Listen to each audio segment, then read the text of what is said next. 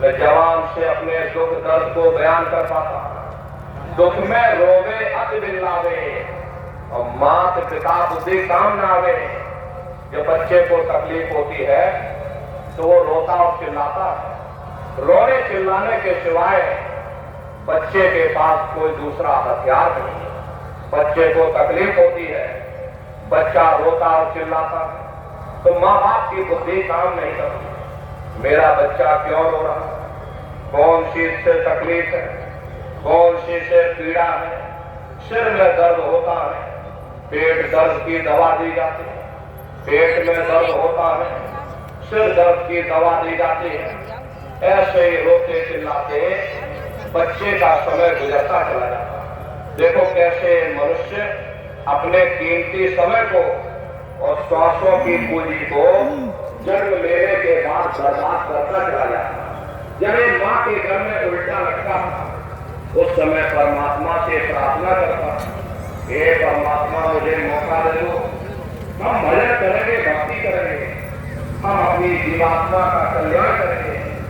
परमात्मा ने मौका दे दिया, मनुष्य शरीर दे दिया, लेकिन माया की छाया में फंस करके देखो ये इंसान अपने कीमती समय को और श्वासों की पूंजी को बर्बाद करता है। तो महात्मा कहते हैं कि भाई काल बना अति दुख में बीता, तो भाई किशोर खेल मत बीता। ऐसे दुख दर्द और कष्ट सहते सहते बाल काल की अवस्था गुजर जाती है और बच्चा किशोरा अवस्था में पहुंच जाता, हाथ पैर से चलने फिरने लग जाता, दौड़ने भागने लग जाता।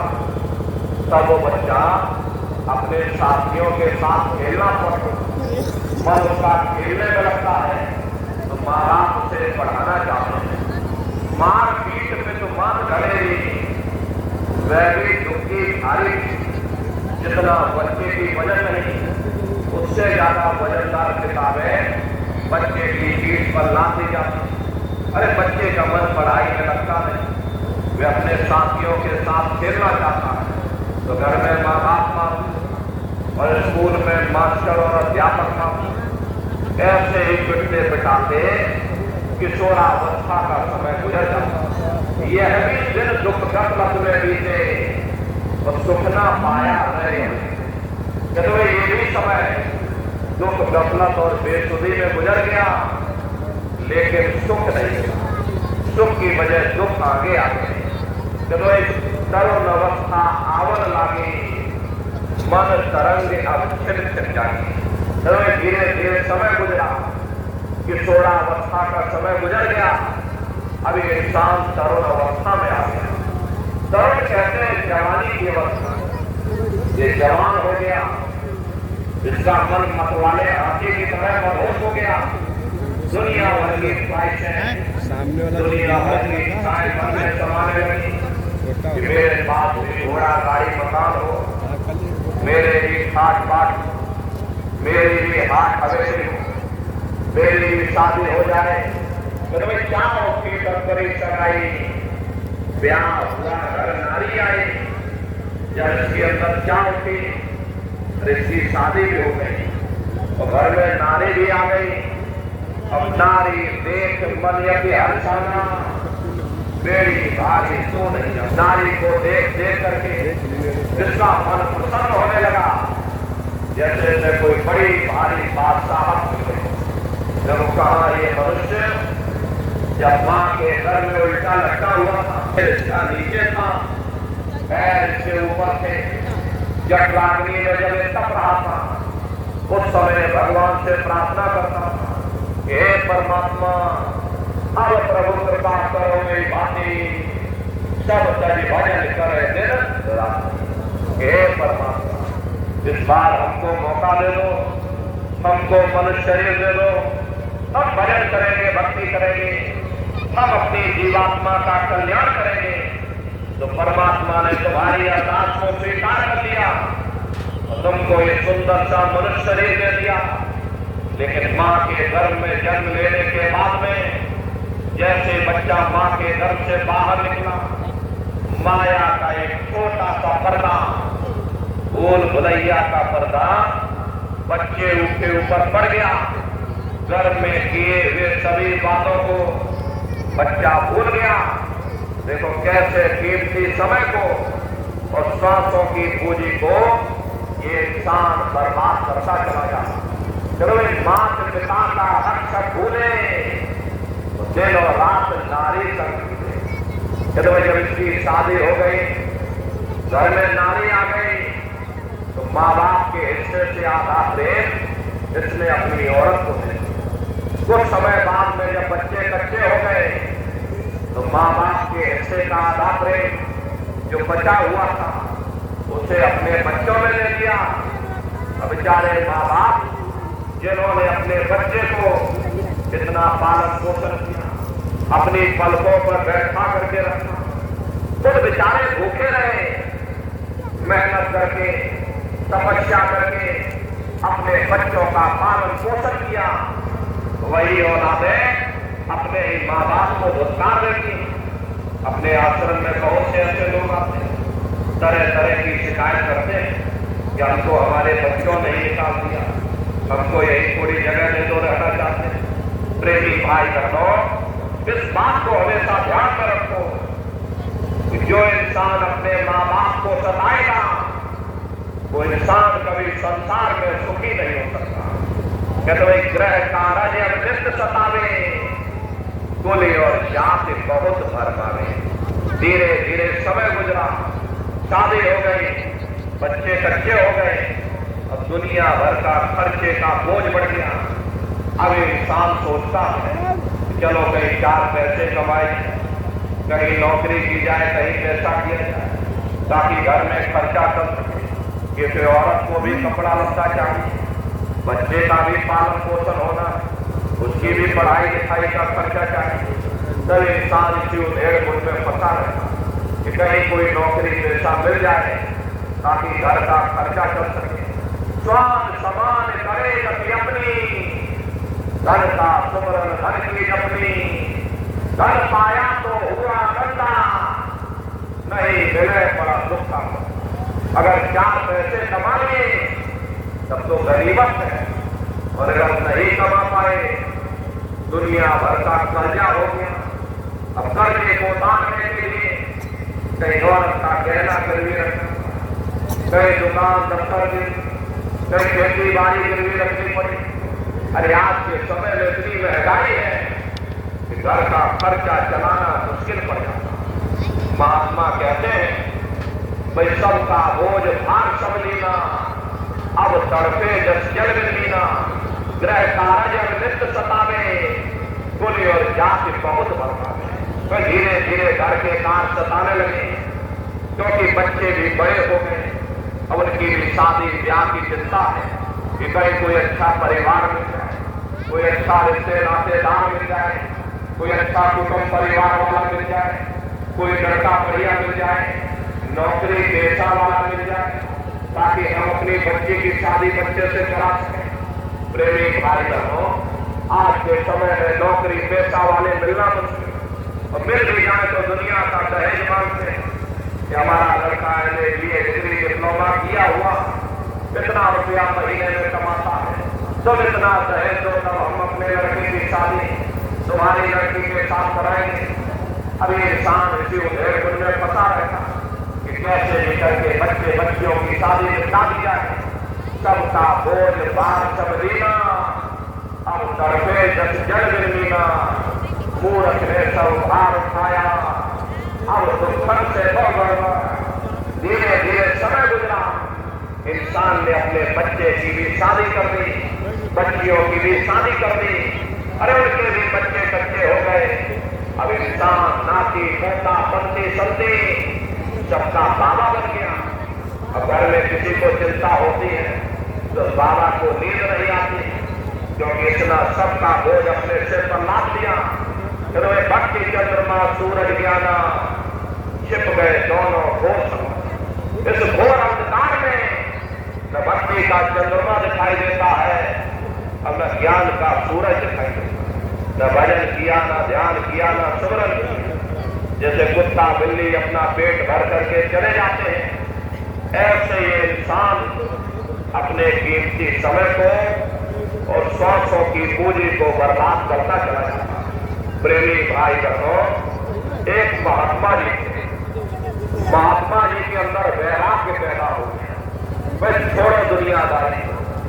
महात्मा जी सब दुनियादारी छोड़ करके और जंगल में चले, घर बार छोड़ दिया, परिवार छोड़ दिया, सब कुछ छोड़ छाड़ खेती बाड़ी घर मकान छोड़ करके और महात्मा जी चल दिए जंगल की तरफ। तो गांव वालों ने प्रार्थना किया कि महात्मा आप यही रुक जाओ, हम आपकी एक झोपड़ी बना देंगे, आप यहीं पर भजन करना, अरे हमको भी आशीर्वाद देना और जंगल में आप भगवान का भजन करना। महात्मा जी ने कहा अच्छा ठीक है बच्चा, तुम इतनी प्रार्थना करते हो तो ये हमारी जंगल के किनारे झोपड़ी बना दो, अब यही बैठ करके भगवान का भजन करें। फिर महात्मा जी की झोपड़ी बनी, महात्मा जी उसमें रहने लगे।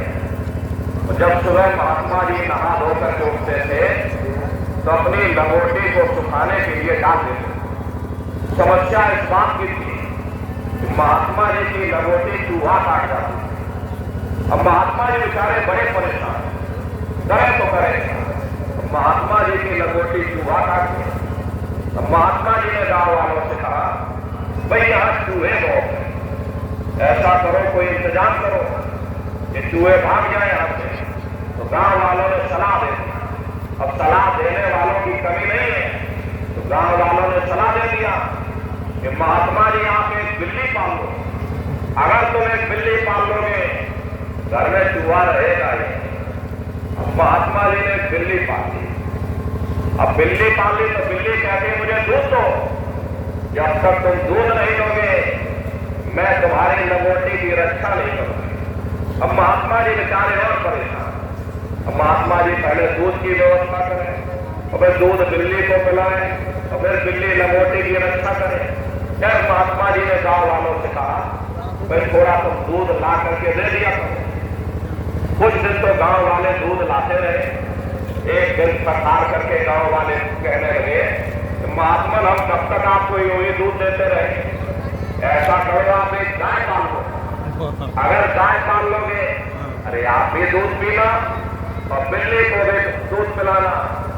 महात्मा जी ने कहा बच्चा तुम ठीक कह रहे हो, लाओ एक गाय ले आओ। अब महात्मा जी ने गाय पाली। अब गाय को चारा चाहिए।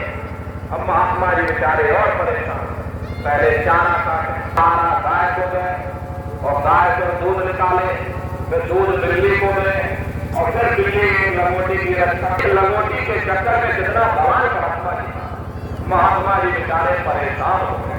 महात्मा जी बोले भाई अब चारा कहां से लाए? तो गांव वालों ने फिर सलाह दे दिया कि महात्मा ने एक काम करो, पूरा जंगल बना हुआ है, अरे थोड़ी खेती बाड़ी कर लो, अरे चारा बोलो, और जब तुम चारा बोलोगे यही तुम्हारी व्यवस्था हो जाएगी, अरे चारा काट करके गाय को खिलाते रहना। महात्मा जी बोले भाई हम चारा काटने आए या भजन करते आए? तो महात्मा जी ये समझाने लगे। तब तक गांव वालों ने सलाह दे दिया कि महात्मा जी फिर आप ऐसा काम करो, गांव में एक विधवा औरत रहती है, आप उसे बुला लो यहाँ पर, अरे वो आपकी सेवा करेगी, अरे चारा भी काटेगी और दूध भी दुहेगी, दूध आपको भी पिलाएगी और फिर बिल्ली को भी पिलाएगी। महात्मा जी का अच्छा ठीक है बच्चा। कुछ दिन तो गांव वाले ला करके विधवा औरत सेवा करती रही। गांव वालों ने ला करके विधवा औरत को छोड़ दिया। कुछ दिन तो वो औरत सेवा करती रही, लेकिन कुछ समय बाद में फिर गांव वाले आ गए। गांव वालों ने फिर महात्मा जी से कहा कि महात्मा जी तरह तरह की गांव में चर्चाएं चल रही है, ऐसा करो आप शादी कर लो, हमको अच्छा नहीं लगता है, गांव में तरह तरह की आपके खिलाफ चर्चाएं हो रही। अब बेचारे महात्मा जी ने शादी कर ली, 2-4 बच्चे भी हो गए। आए थे हरिभजन को, होटल में लगे तपास। यही हालत हम लोगों की है। हम लोग अंधकार के दलदल में इतना सत्य चले जा रहे हैं कि पता ही नहीं चलता है कभी समय गुजरता चला जा, कहाँ इंसान परमात्मा से प्रार्थना करता, कहाँ झंझटों में फंसता चला जा। अज्ञान अंधेरा तिरक छाया, लोग गया पर लोग गवाया। न जाने कितने जन्म जन्मांतरों तक अलग अलग योनियों में भटकने के बाद में तब बड़े सौभाग्य से तुम लोगों को ये मनुष्य शरीर मिला है। और इसीलिए मिला है कि चलो ठीक है, तुमको ये मौका दिया जा रहा, आपकी बार मौके का लाभ उठाओ, मनुष्य रूपी मंदिर में बैठ करके भजन कर लो, भक्ति कर लो, अपनी जीवात्मा का कल्याण करा लो। लेकिन न भजन किया न भक्ति की, बस माया की छाया में फंस करके इस मिथ्या जगत को अपना मान करके हम आप इसी में होता खाओ। बुद्धिहीन बलहीन होते वर्षा तन से हुए, नैन वीर मुख नाचता बहन लगे जसो। प्रेमी भाई बहनों, धीरे धीरे समय गुजरता चला और बुढ़ापे की अवस्था हो गई। अभी चंगीलाल बूढ़ा हो गया, अब इसे दिखाई नहीं देता है, सुनाई नहीं देता है, घर में कोई बात अपनी कहता है। यही बच्चे कच्चे नाती पोता पलती सलती इस बाबा की बात नहीं सुनते हैं। बाबा का मन दुखी हो जाता है। हमने इतने समय तक गुजार दिया, सालों हमने अपने बच्चों में बर्बाद कर दिया। अब यही बड़े बेटा बेटी हमारी बात पर ध्यान नहीं दे रहे। ये सुन सुन करके बेचारे का दिल दुखी हो जाता, इंसान बूढ़ा हो जाता है, आंख से दिखाई नहीं देता, कान से सुनाई नहीं देता। अब जिसको दिखाई सुनाई ना दे, जिसकी याददाश्त खुद कायम न रहे, वो भगवान का क्या भजन करेगा। जब के दूत घेर चौकेरा, निश्चय प्राण छोड़ के देना। समय धीरे धीरे गुजरा और मौत का समय आ गया। जब दूत आ गए, कब ये भाई चंगीलाल, तुमने अपना समय बहुत खराब कर लिया।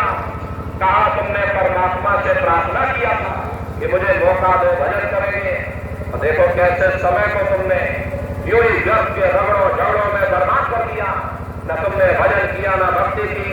अगर तुम भजन ध्यान सुमरण करते रहते, तुम्हारा लोक भी बन जाता, तुम्हारा परलोक भी बन जाता। अब तुम न लोक के रहे न परलोक के रहे। चलो निकलो तुम किराए के मकान से, तुम्हारा समय पूरा हो गया।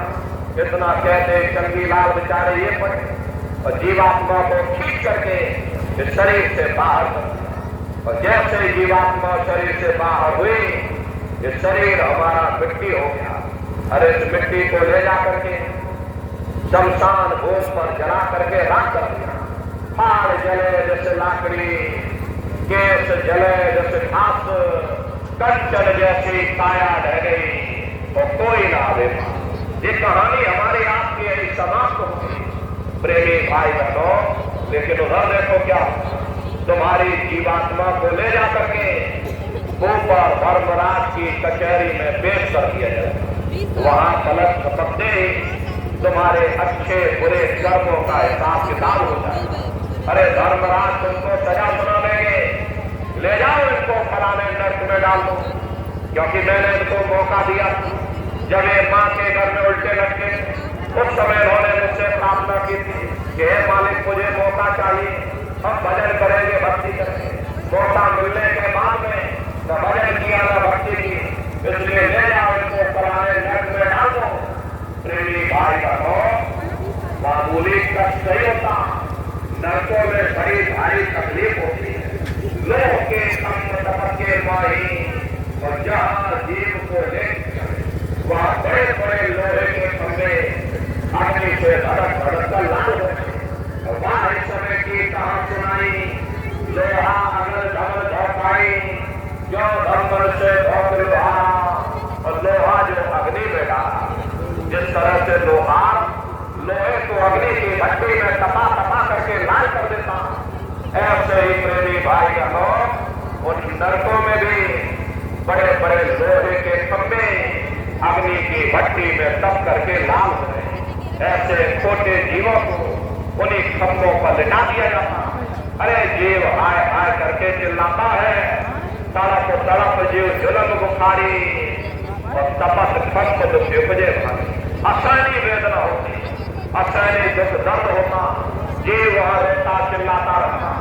लाखों लाख योजन मील तक तुम्हारे रोने चीखने चिल्लाने की आवाज उन नरकों से होकर के गुजरती है। लेकिन प्रेमी भाई बहनों, वहां कोई तुम्हारी पुकार सुनने वाला नहीं, कोई तुम्हारी दर्द भरी आवाज को सुनने वाला नहीं। तुम भी नर्क निदानी है, बड़े जीव जल जाए, सिर समेत डूबा रहे और सदा नर्क के मारे। तुम भी कहते भय के आकाश, बड़ा विशाल नर्क वहां बना, दुनिया भर का मवाद उसमें भरा हुआ। तुम भी नर्क कल्प लौवासा, मुख में नर्क नाक में लो। कल्प लौवासा यानी 1000 चौकड़ी युग का एक कल्प होता है, और कल्प लौवासा यानी युगों युगों तक ये जीव नरकों की सजा को भोगता है। और नरकों की सजा भोगने के बाद में इन्हीं जीवों को सीधे मनुष्य शरीर दोबारा नहीं दिया जाता, बल्कि ले जाकर के 4,84 लाख योनियों में डाल दिया जाता। जैसे बच्चा होता है, बच्चा पहले कक्षा 1 पास करेगा, फिर कक्षा 2 में जाएगा। ऐसे ही प्रेमी भाई बहनों, वहां पर भी पूरा चैनल बना हुआ। नरकों की सजा पूरी होने के बाद में इन्हीं जीवों को 4,84 लाख योनियों में डाल दिया जाता। ये 4,84 लाख योनियां ये कोई मामूली योनियां नहीं होती। 4 का मतलब होता है अंडज पिंडज उपमज स्थावर, ये 4 खाने होती। पहली श्रेणी पेड़ पौधों की आती है जिनके अंदर पानी का तत्व मौजूद होता है। अरे कभी ये भी मनुष्य हुआ करते थे, लेकिन आज अपने कर्मों का ये भोग पा रहे, एक जगह पर पेड़ बनके खड़े हुए। दूसरी श्रेणी कीड़े मकोड़ों की आती है जिनके अंदर पृथ्वी और अग्नि का तत्व मौजूद होता है। तीसरी श्रेणी पंछियों की आती है, चौथी चौपाए जानवरों की आती है, और 5वीं स्वयं इंसानों की आती है जिसके अंदर 5 तत्व जल पृथ्वी अग्नि वायु आकाश 5 तत्व मौजूद। प्रेमी भाई बहनों, ये 4 खाने हैं, इनकी अलग अलग कुल 84 लाख योनियां होती हैं। अब आप पेड़ पौधों को देखिए तो आम का पेड़ अलग है, नीम का पेड़ अलग है, पीपल का पेड़ अलग है। ऐसे अलग अलग प्रजातियों के कीड़े मकोड़े, अलग अलग प्रजातियों के पशु पंछी, कुल मिलाकर 84 लाख योनियां हैं। अब दुनिया के जीव नरकों की सजा भोगने के बाद में इन्हीं 84 लाख योनियों में डाल दिया। अरे मामूली कष्ट नहीं होता। हमको आपको गर्मी लग गई तो हम लोग देखो छाया में आ गए, सर्दी लग गई कंबल रजाई हो गया, भूख लग गई भोजन कर लिया, बीमार हो गए अस्पतालों में चले गए, अपना अपना इलाज करवा लिया। लेकिन देखो जानवरों को क्या गर्मी क्या सर्दी क्या बरसात, एक एक रोटी के टुकड़े के लिए बेचारे दर बदल रोड पर भटकते रहते हैं। किसी का हाथ कट गया, किसी का पैर कट गया, किसी को आपने जीते जी काट डाला, मुर्गी की पकड़ करके गर्दन ही मरोड़ डाली। अरे उनको भी दर्द होता है, उनको भी तकलीफ होती है, लेकिन वे बेचारे बेजुबान हैं, कुछ बोल नहीं पाते हैं, कुछ बता नहीं पाते। हम लोगों के अंदर ये जुबान है, हम लोग बोल बता देते हैं, वे सिर्फ रोते और चिल्लाते रहते। अरे कौन उनकी पुकार सुनने वाला, कौन उनकी दर्द भरी आवाज को सुनने वाला, कौन सी अदालत में जाकर के वे बेचारे दरवाजा खटखटाएं, कौन मजिस्ट्रेट उनकी फरियाद को सुनेगा। प्रेमी भाई बहनों, कोई सुनने वाला नहीं। अरे कई जन्म भय कीट पतंगा, कई जन्म भय मील कुरंगा, कई जन्म पंखे सरपोयो, कई जन्म है वर वृक्ष जोयो, मिल जगदीश मिलन की बरिया, चिरंगार देश सजरिया। करोड़ों करोड़ युगों से हम आप नरकों की सजा भोगने के बाद में फिर कभी कीड़े पतंगों की योनि में डाल दिए जाते हैं, कभी पेड़ पौधों की योनि में, तो कभी पशु और पंछियों की योनि में डाल दिए जाते हैं। प्रेमी भाई बहनों, 84 लाख योनियों की सबसे जो आखिरी योनि होती है वो गाय और बैल की योनि होती है। गाय स्त्री का रूप लेती है, बैल पुरुष का रूप लेते हैं। ये 84 लाख योनियों की सबसे आखिरी योनि यानी कि अंतिम पायदान होता है। उसके बाद तब जाकर के हम लोगों को दोबारा फिर से मनुष्य शरीर प्राप्त होता है। इसीलिए कहा गया है कि बड़े भाग्य मानुष तन पाया, बड़े सौभाग्य से तुम लोगों को ये मनुष्य शरीर मिला। कोटाल कोट जन्म जन्मांतरों तक अलग अलग योनियों में भटकने के बाद में तब बड़े सौभाग्य से तुम लोगों को ये मनुष्य शरीर मिला है। लेकिन बड़े अफसोस की बात है, जैसे किसी को हीरा मिल गया, उसे हीरे की परख नहीं, उसने हीरे को ले जाकर गधे के गले में बांध दिया कि उसी प्रकार से ये मनुष्य शरीर उत्तम से उत्तम है, लेकिन इंसान इसकी कदर नहीं करता। खाने पीने सुरत में अपने कीमती समय को और सौसों की पूंजी को बर्बाद कर दिया। रात गवाए सोए के, दिवस गवाए खाए, हीरा जन्म मोल का गौरी बदले जाए। भगवान राम ने कहा कि बड़े भाग्य मानुष तन पाया, सुर दुर्लभ सदग्रंथ ही गाया। सुर कहते देवताओं को, बड़े से बड़े देवी और देवता भी इस मनुष्य शरीर को पाने के लिए तरसते हैं, क्योंकि इसी मनुष्य रूपी मंदिर में बैठ करके हम उस परमात्मा की भक्ति करते हैं।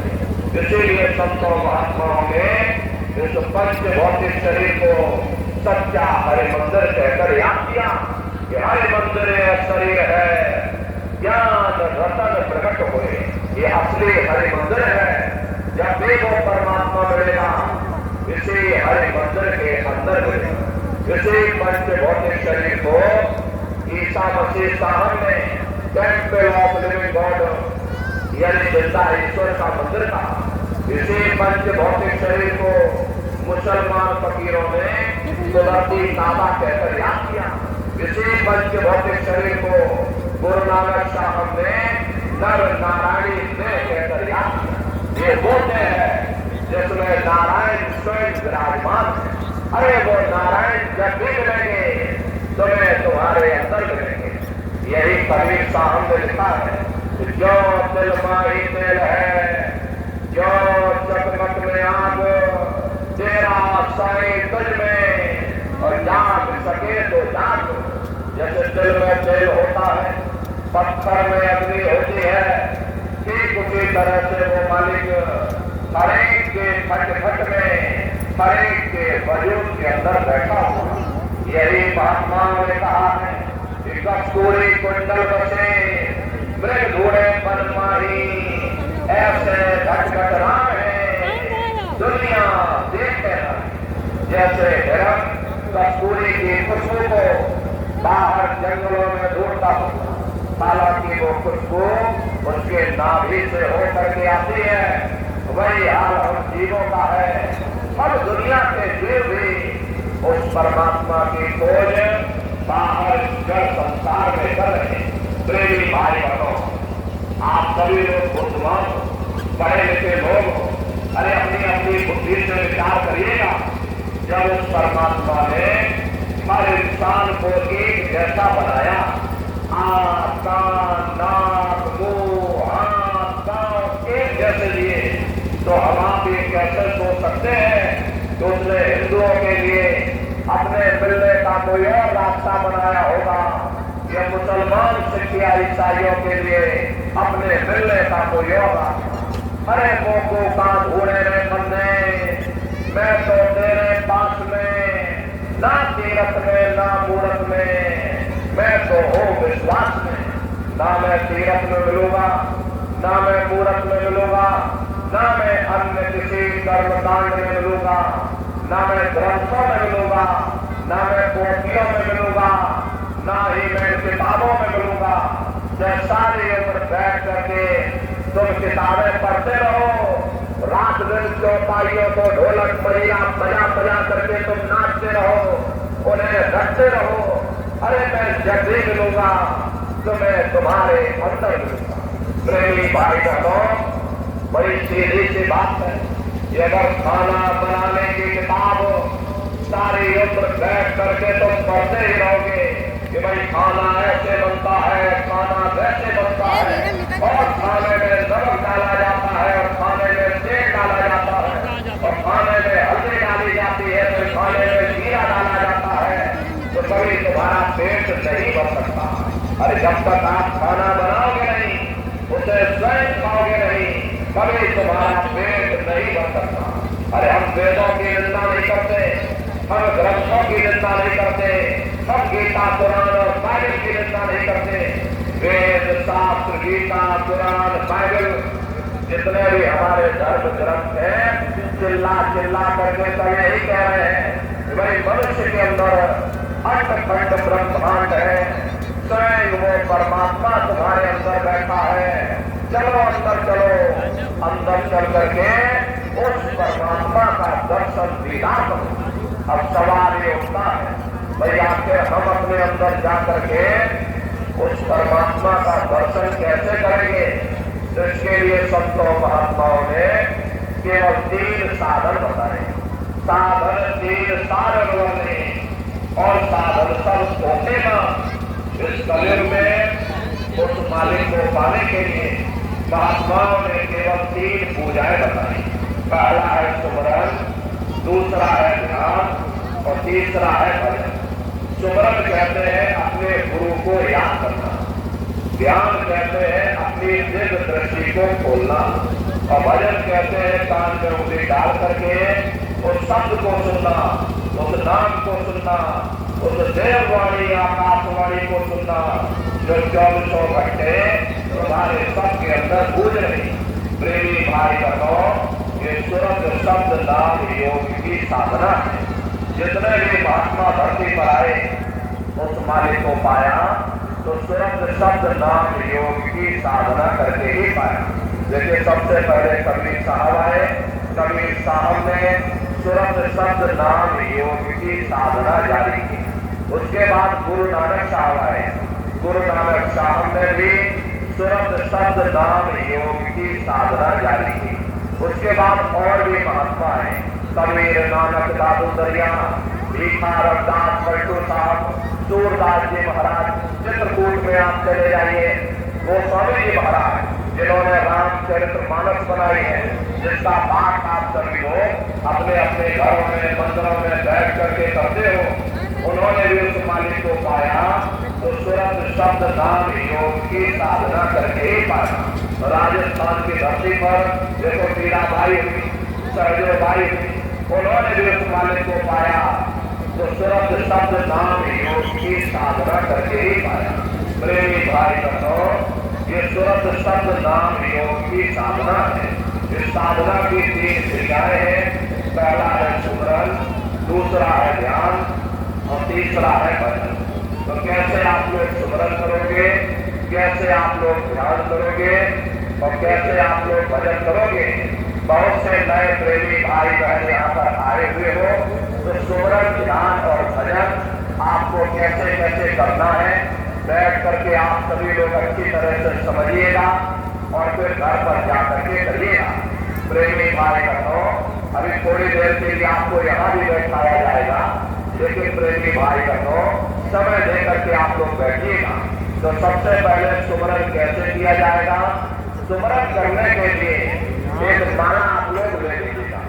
देखिए प्रेमी भाई बहनों, 108 दाने की माला है।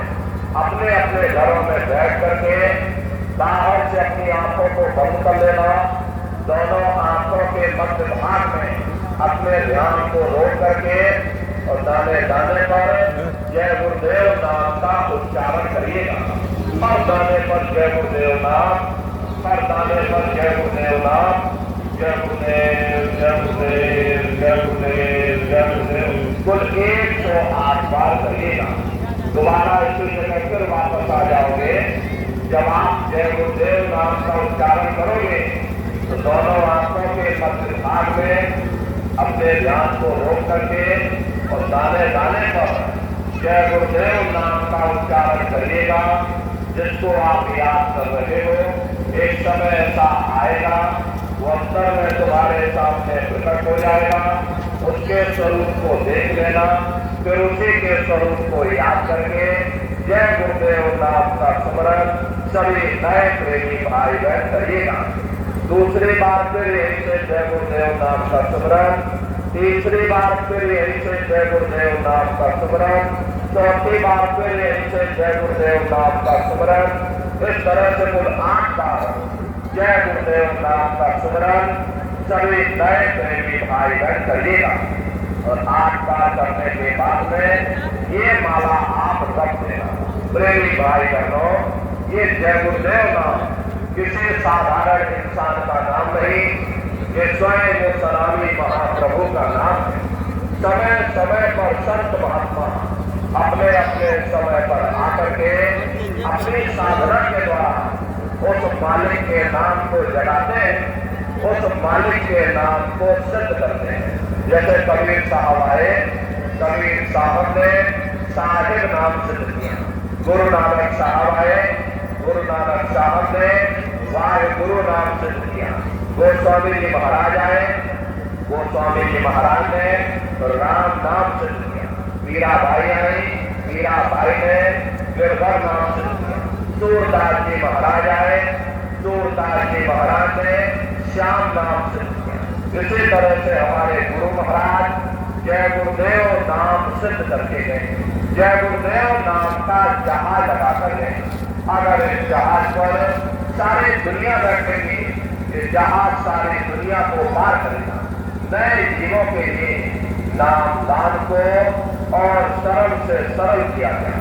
वरना बहुत से पुराने प्रेमी हैं और अगर उनसे पूछा जाए कि भाई जरा नाम रूप स्थान गाजे बता दो,